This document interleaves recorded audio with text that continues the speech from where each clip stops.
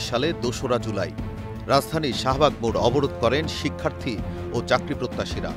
সরকারি চাকরিতে কোটা ব্যবস্থা বাতিল করে ২০১৮ সালে সরকারের জারি করা পরিপত্র পুনর্বহালের দাবি জানান তারা।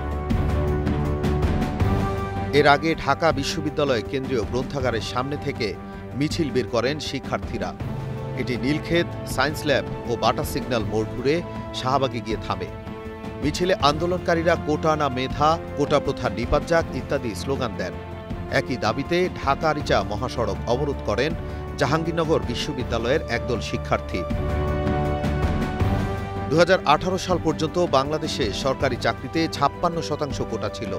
এর মধ্যে ৩০% মুক্তিযোদ্ধা, 10% নারী, অনগ্রসর জেলার বাসিন্দাদের জন্য 10%, ক্ষুদ্র জাতিগোষ্ঠীর মানুষদের জন্য 5% আর প্রতিবন্ধীদের জন্য 1% আসন সংরক্ষিত ছিল।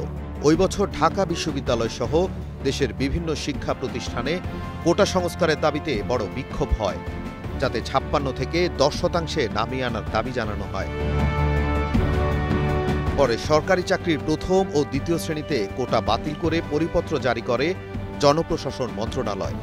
তবে সেই পরিপত্রের মুক্তিযোদ্ধা কোটা বাতিলের অংশটিকে চ্যালেঞ্জ করে উচ্চ আদালতে রিট করেন কয়েকজন মুক্তিযোদ্ধার সন্তান, যাতে পরিপত্রের ওই অংশ অবৈধ ঘোষণা করেন আদালত। এরপরই পরিপত্র পুনর্বহালের দাবিতে আন্দোলনে নামেন চাকরি প্রত্যাশী ও শিক্ষার্থীরা। Nazmul Hasan, star news.